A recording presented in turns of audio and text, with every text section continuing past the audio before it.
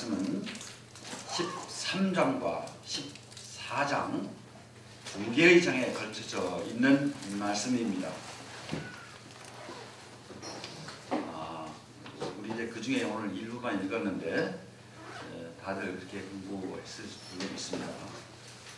이렇게 오늘 저희들이 배우는 민수기 말씀은 모세오경의 네 번째 책으로서 역사적으로는 이스라엘 출애굽의 여정 중 시내산 출발로부터 모압 광야에 도착할 때까지 약 38년간의 광야 여정을 기술하고 있습니다. 민수기는 1장에서 이스라엘 민족이 광야에서 행진 대형을 짜기 위해 지파별로 인구 조사를 하면서 시작합니다. 장자인 루벤 지파가 수테온의 아들인 엘리수를 두령으로 46,500명의 장정이 계수를 받는 것으로부터 모두 12지파 60만 3,550명의 이스라엘 남자가 계수를 받는데, 이들은 하나님의 성막을 중심으로 네 진을 나누어 각 진마다 3개의 지파가 동서남북을 둘러싸도록 설계하고 있습니다. 이제 여기 계수에서 빠진 레위인들은 가운데 위치한 성막의 좌우와 뒤편을 이렇게 맡아서 성막의 이동과 물품 정돈을 하게 됩니다.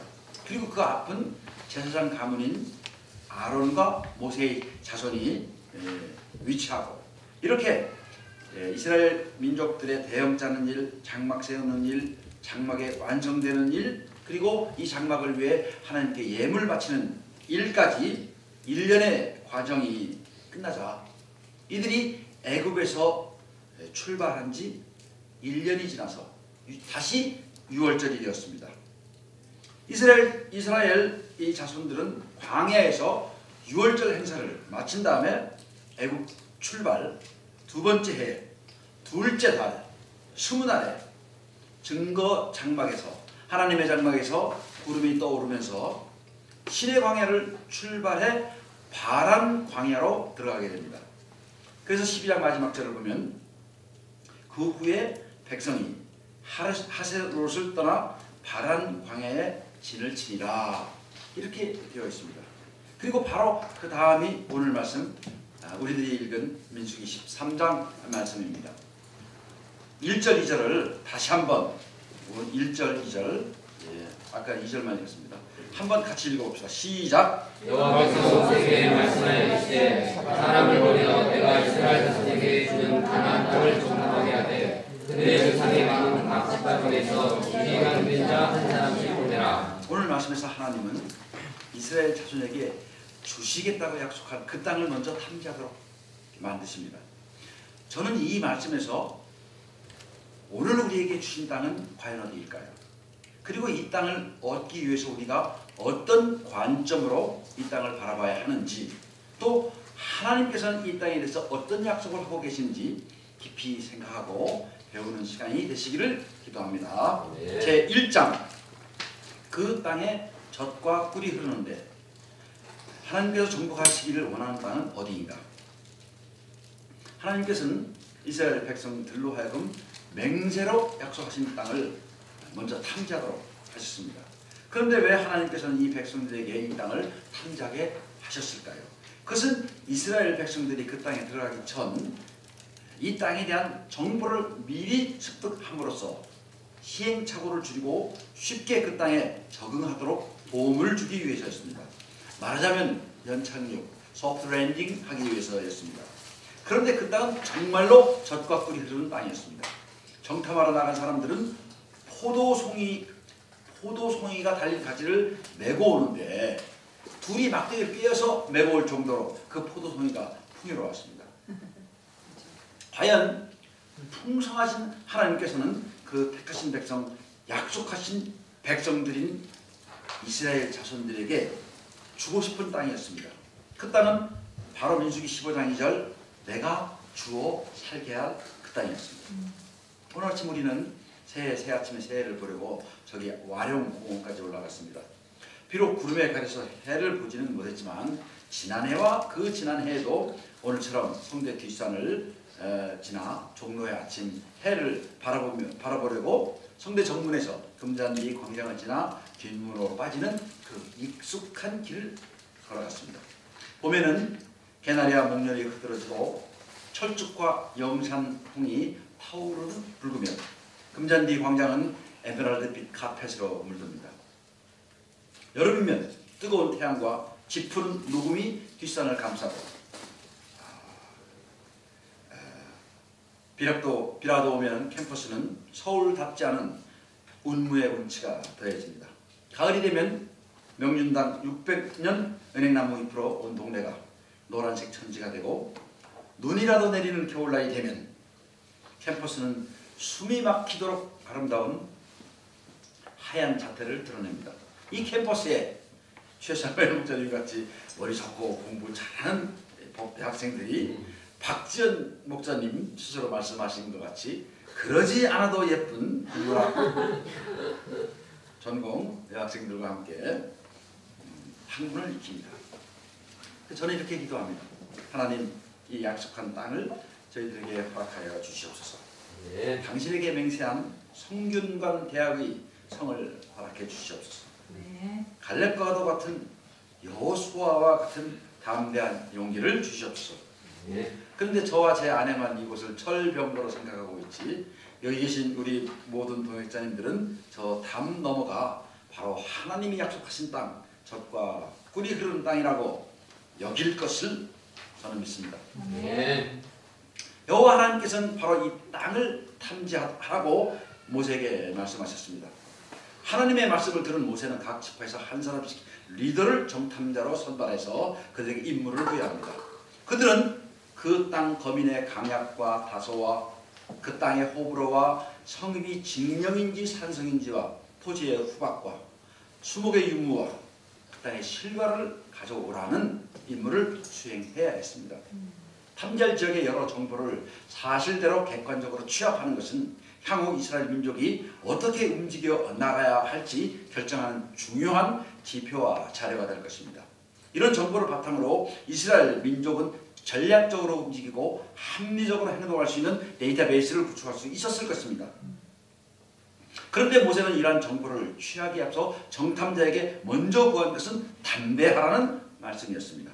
담대하게 적들의 정보를 탐지해내라는 것입니다.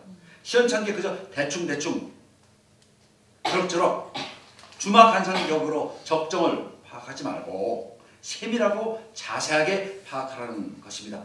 그래서 NIV 성경은 이 말에 do your best라는 말을 쓰고 있습니다. 최선을 다하되 사실대로 객관적으로 정밀한 레포트를 분석적으로 작성하라는 말씀입니다.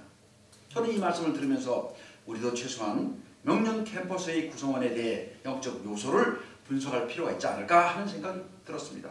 우리가 지난 10년 동안, 아니 명륜 시절까지 합하면 40년 동안 오늘 모세가 가나안을 파악하기 위해 내린 명령처럼 성대 캠퍼스를 분석하고 따져본 적이 과연 얼마나 있을까요? 저는 이를 위해 인터넷에 들어가 성대 캠퍼스의 최소한 인적 데이터를 뽑아봤습니다. 성균관 대학은 전체 기원이 4,546명, 직원이 424명, 학부 대학생 28,087명, 일반 및 전문 대학원생과 특수대학원생 포함해서 대학원생 8,049명으로 모두 41,106명입니다. 물론 이 숫자는 수원 캠퍼스 인원도 포함된 것이지만 이곳 명륜 캠퍼스 인문사회계의 학부 학생 수만 1,626명이었습니다. 제가 오늘 아침 지연 목사님한테 물어보니까 학부 학생과 대학원생 포함을 하면은 약 16,000명 정도 된다고 합니다. 이것만 봐도 이 캠퍼스가 얼마나 풍요로운 땅인지 알 수 있습니다. 문제는 우리들에게 있었던 것이죠. 저에게 있었던 것이죠. 오늘 저는 민수기 13장 31절에 나타나는 이 이스라엘 민족의 어리석은 결정과 불행한 판단에 3,500년 전에 이루어진 일임에도 불구하고 여전히 가슴이 아픕니다. 그것은 저 역시 오늘날에도 이들과 똑같은 결정을 내리고 똑같은 잘못을 범하고 있기 때문입니다. 제2장, 그들은 우리보다 강하니라. 하나님 편에서 보는 것이 중요한 이유. 가나안 땅을 정탐하고 돌아온 12명 중 10명은 이렇게 말합니다. 우리는 능히 올라가서 그 백성을 치지 못하리니 그들이 우리보다 강하니라. 하나님 편에서 보는 것이 중요한 첫 번째 이유는 잘못된 판단을 막기 위해서입니다. 이들은 정탐이라는 본래의 목적을 알지 못하는 자들이었습니다. 정탐자로서의 의무로 저버린 자들이었습니다. 이들은 사실을 말하는 것이 아니라 앞으로 일어날 일에 대해서 판단하고 결정을 내리는 것입니다. 어떤 사람은 말합니다. 이들이 뭐 잘못한 게 있느냐? 사실 그대로 말한 거 아니냐? 이렇게 반문할 수도 있습니다. 그러나 정탐자의 의무는 자기가 보고 들은 사실만 있는 그대로 보고하는 것입니다. 거기에 자기의 주관적 판단이나 의사는 배제시켜야 됩니다. 이 사실 여부는 판단하는 자가 판단하도록 정확하게 보고만 하면 정탐자의 의무는 실질적으로 맞춰지는 것입니다. 그런데 그들이 이렇게 말합니다. 우리는 올라가서 치지 못하리니 그들이 우리보다 강합니다. 이들은 싸워보지도 않았는데 싸워서 진 것으로 여기고 있는 거죠. 올라가 보지도 않았는데 마치 수천 명 올라가다 내려온 것처럼 이야기를 합니다. 이들은 훈련이 되어 있지도 않았고 실전을 치러본 경험이 전혀 없었습니다. 육체적으로 단련되어 있지 않았고 정신적으로도 형편이 없었습니다. 그리고 영적으로 더더욱 말할 나위 없이 기본이 되어 있지 않은 자였습니다. 실로 오합지졸이었고 어중이 떠중이 부스러진 기아장 같은 존재들이었습니다. 하고 못하고는 이들 몫이 아닙니다. 강한지 약한지 판단은 이 사람들이 판단할 일이 아니죠. 그것은 지금도 마찬가지입니다. 저는 지난 30년 동안 공기업에서 직장 생활을 하였습니다. 30년의 세월은 제 가치관을 바꿔놓기에 충분히 긴 시간입니다. 제가 처음 신입사원이 되어서 이 직장에 들어갔을 때 제가 할 수 있는 일이 무엇이든지 가능할 것이라고 생각했었습니다. 그리고 그 시절에는 제가 할 수 있는 일을 찾아서 저 나름대로 열심히 추진하고 결정도 지었습니다. 일도 꽤 잘했습니다. 그런데 제가 이렇게 일을 하자 점차 이 주위 동료와 상사들로부터 핀잔과 책망을 얻게 되었습니다. 그리고 30년 세월이 흐르면서 제가 구체적으로 느끼고 알게 된 것은 제가 할 수 있는 일이 없다는 것이었습니다. 아무리 작은 일이라고 할지라도 제가 판단하거나 결정할 수 있는 일은 없었습니다. 사소한 일이라고 할지라도 결정하고 판단하는 사람은 따로 있었습니다. 세상의 모든 일은 선택이고 결정입니다. 그런데 결정이라고 하는 것은 결정할 수 있는 권한이 있는 자만 결정할 수 있는 것입니다. 결정할 권한이 없는 자가 결정하는 것은 결정 행위 자체가 불행한 것입니다. 그러면 어떻게 해야 될까요? 그거는 결정하시는 분의 뜻을 살펴서 그분의 뜻대로 해야 됩니다. 그러므로 그분의 뜻을 아는 것이 매우 중요합니다. 잘못된 판단을 하지 않는 것은 매우 중요한 일입니다. 그러나 판단 자체를 판단하시는 분에게 넘겨드리는 것은 더더욱 중요한 일입니다. 우리 인생할 때 꼭 그런 결정을 해야 될 때가 있지요. 그러면 어떻게 해야 됩니까? 그러면 그분한테 물어보면 됩니다. 두 번째, 이런 잘못된 판단으로 공동체나 민족 전체가 위험에 빠질 수 있습니다. 권한 없는 자들의 무책임한 발언은 조직 전체, 공동체 전체를 뒤흔들어 나라와 민족 전체가 위험에 빠지는 엄청난 결과를 초래하게 됩니다. 32절 이스라엘 자손 앞에서 그 정탐한 땅을 악평하였을 때 우리가 두루 다니며 정탐한 땅은 그 거주민을 삼키는 땅이요 거기서 본 모든 백성은 신장이 장대한 자들이며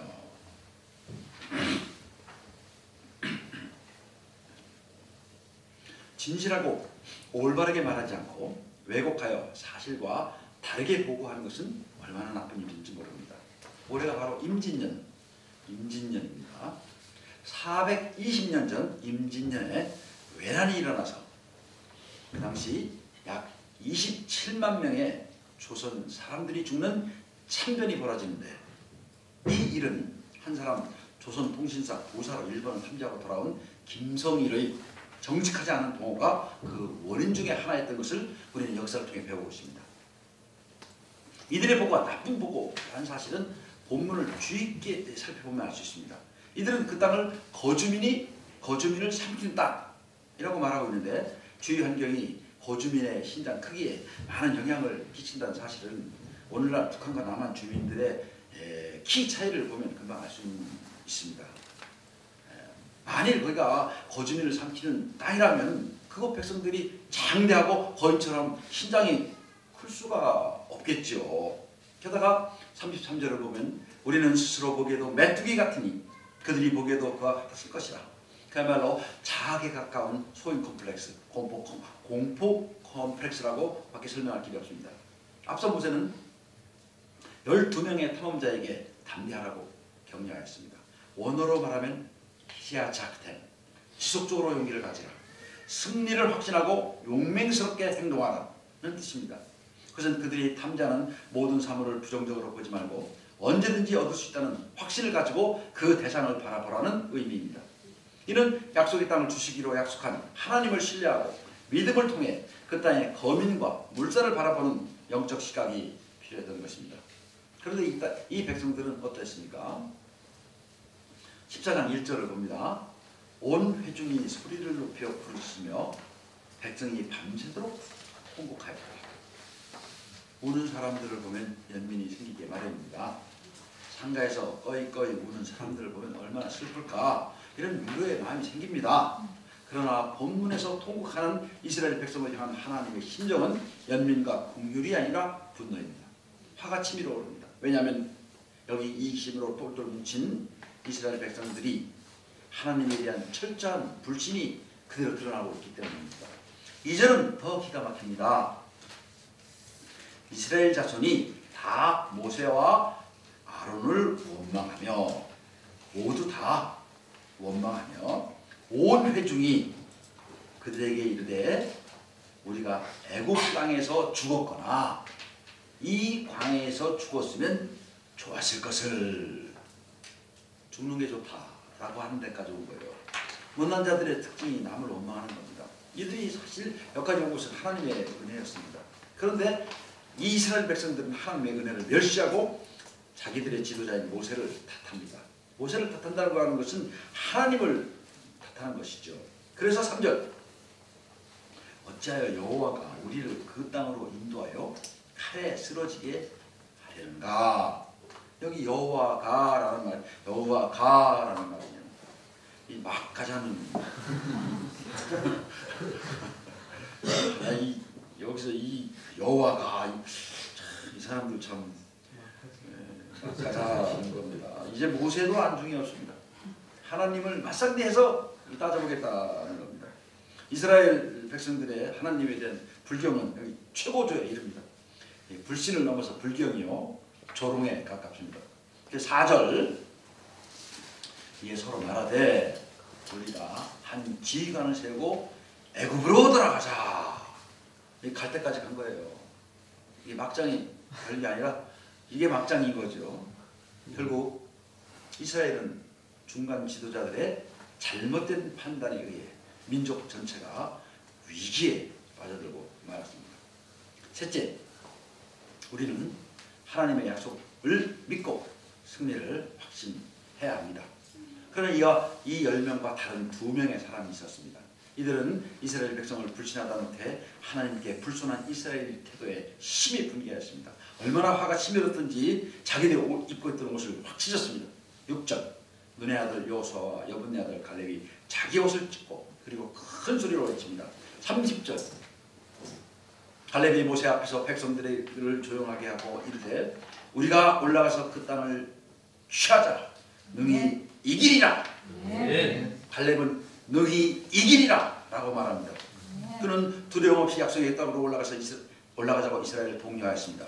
또 다른 한 사람, 여호사는 좀 더 명료하게 얘기합니다. 14장 7절부터 9절까지를 같이 한 목소리로 읽어보도록 하겠습니다. 14장 7절, 이스라엘 자손이서부터 시작합니다.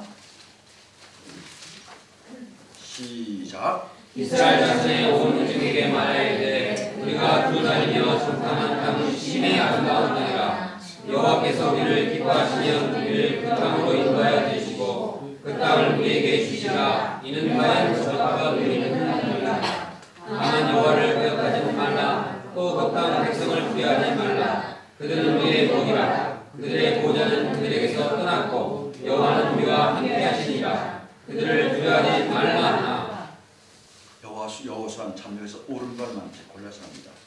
앞서 10명의 정탐꾼은 올라가서 그들을 치지 못하리라, 그들이 우리보다 강하니라, 이렇게 판단하고 결론지어 스스로를 메뚜기 취급한 것에 반해서 여호수아는 여호와께서 우리를 기뻐하시면 그 땅을 주실 것이다, 이 일을 이루시는 분이 하나님이라는 사실을 적확하게 꽉 집어서 이야기를 합니다.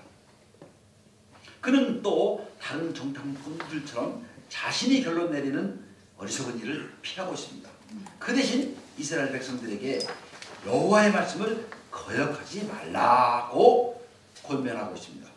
참 슬기로운 언변이고 지혜로운 행동이 아닐 수 없습니다. 게다가 그는 그 땅 백성을 보고 그들은 우리의 밥이라, 밥이라고 말합니다. 밥이라고, 단 한 번에 삼켜버릴 먹이밖에 안 된다. 그러니 먹어버리고 말자. NIV 성경은 쉐로우라는 말, 삼켜버리자, 이런 말을 쓰고 있습니다. 그들은 우리의 밥이라. 그러나 이런 여호수아의 간곡한 부탁, 이 강구를 내팽개쳐버리는 이 백성들의 행위를 보면 어쩔 수가 없습니다. 그 다음 보면 온 회중이 그들을 돌로 치려는데, 이스라엘 백성들은 자신의 의사와 거슬려 옳은 말 하는 여호수아와 갈렙이 너무 미워 떼거지로 몰려들어 돌로 쳐 죽이려고 의논합니다. 저는 본문을 읽으면서 깊은 한숨이 나오는 것을 어쩔 수 없었습니다. 어찌 이들만 어리석다고 비난할 수 있을까? 저는 어떤가? 이런 모습이 이스라엘 백성을 탓할 자격이 있을까? 우리는 현실 생활에서 이런 한계에 부딪히지는 않는가? 가야 할 땅은 바로 눈앞에 보이는데 단 한 발자국 걸음도 떼지 못하고 두려움에 떨며 속이 새카맣게 다 들어갔던 적은 없었나요? 제 아내는 가끔 저에게 이렇게 말합니다. 너무 힘들고 어려우면 기도도 할 수 없어요. 그러나 우리는 하나님의 신실하신 약속을 믿고 이 정복 전쟁에서 승리를 확신해야 합니다. 네. 제3장 온전히 나를 따랐은즉, 하나님의 약속에 대한 신실하심. 하나님을 믿지 않는 것은 하나님을 멸시하는 것입니다. 11절 여호와께서 모세에게 이르시되 이 백성이 어느 때까지 나를 멸시하겠느냐? 내가 그들 중에 많은 이적을 행하였으나 어느 때까지 나를 믿지 않겠느냐? 여기 신실하신 하나님께서는 당신을 믿지 않고 멸시하는 이스라엘 백성들의 마지막을 준비하시고 모세에게 일방적으로 통보하십니다. 내가 그들을 쳐서 멸하고 내게 그들보다 크고 강한 나라를 이루게 하리라. 하나님께서는 이스라엘 백성을 쳐서 멸망시키고 새로운 민족, 새로운 나라를 만들고자 단호한 결심을 하셨습니다. 그러나 정말 모세는 온유한 자였습니다. 민수기 12장을 보면 모세에 대한 평가가 이렇게 나와 있습니다. 이 사람 모세는 온유함이 지면의 모든 사람보다 더하더라. 이스라엘 민족의 잘못을 누구보다도 잘 알고 있는 모세는 그들의 죄악에도 불구하고 이 백성을 위한 중보기도를 합니다. 이제 주께서 이 백성을 하나같이 죽이시면 주의 명성을 들은 여러 나라가 말하여 이르기를 여호와가 이 백성에게 주기로 맹세한 땅에 인도할 능력이 없었으므로 광야에서 죽였다 하리이다. 그의 말은 여호와 하나님의 마음을 돌이키게 할 정도로 설득력이 있었고 진정성이 나타나 있습니다. 그는 양떼를 향한 상한 목자의 심정으로 하나님의 마음을 움직였습니다. 17절 이제 구하옵나니 이미 말씀하신 대로 주의 큰 권능을 나타내옵소서.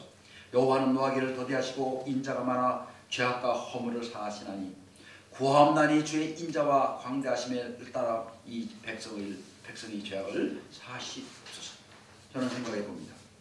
그런 많은 세월을 흘려보내고 약한 세상 속에서 죄악과 더불어 살아가는 제 모습을 보며 제 연약함으로 인해 어떤 기도를 해야 할지 몰라서 주님 도와주시옵소서 이렇게 간절히 빕니다. 저를 도우시고 강건케 하시며 성령의 능력으로 이기게 하여 주시옵소서. 저는 이 시간 중보의 기도를 하는 모세를 닮는 목자가 되기를 소원합니다. 네. 하나님의 자비와 인자를 간구하며 하나님의 사하심을 간구하며 이 백성의 죄악을 모두 다 사해 주시기를 간구하는 상한 목자의 심정을 가진 자가 되기를 기도합니다. 모세처럼 온유한 자가 되기를 간절히 기도합니다. 20절 여호와가 이르시되 내가 네 말대로 사하노라. 하나님께서는 모세의 간절한 기도를 들으시고 응답하십니다. 이스라엘 백성들의 불신을 넘어선 불경함과 조롱에 이를 정도로 오만 방자함에 대해 노하시기를 더디하시는 하나님의 자비와 긍휼을 생각할 때 저는 십자가에 달려 돌아가시면서까지 끝까지 수치와 모멸을 참으신 예수 그리스도의 놀라운 사랑을 생각하지 않을 수 없습니다.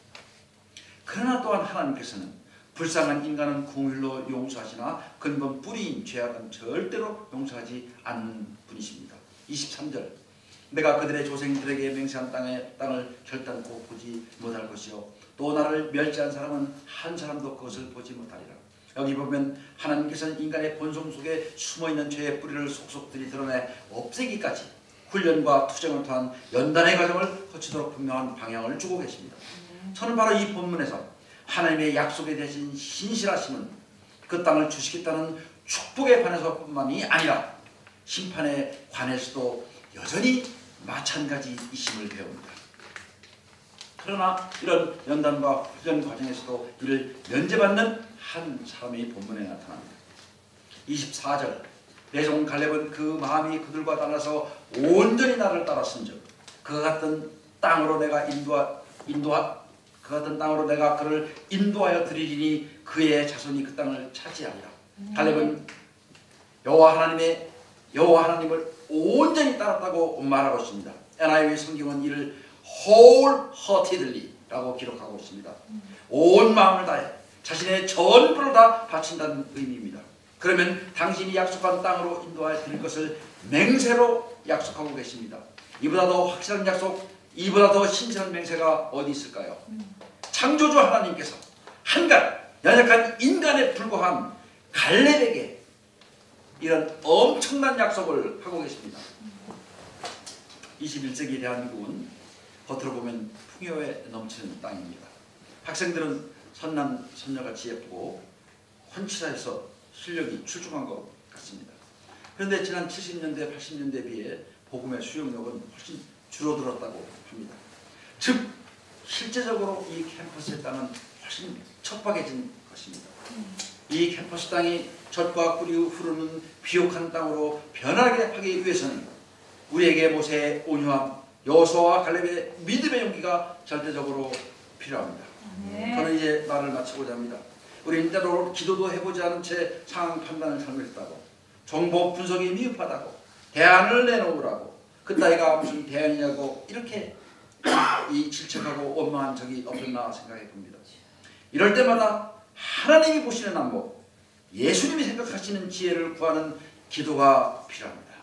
이제 하나님께서는 임진년새에 온 마음을 바쳐 당신을 따르기를 원하고 계십니다. 그러면 주시겠다고 맹세한 그 땅을 주실 것입니다. 저는 올해 다양한 모든 동역자님들이 갈렙과 여호수아 같이 담대하라는 모세의 말대로 약속의 땅을 정탐하며 능히 이기리라는 믿음으로 또한 그들은 내 밥이라 하는 용기로 이 땅 약속한 땅을 정복할 수 있기를 간절히 기도합니다. 기도하시겠습니다.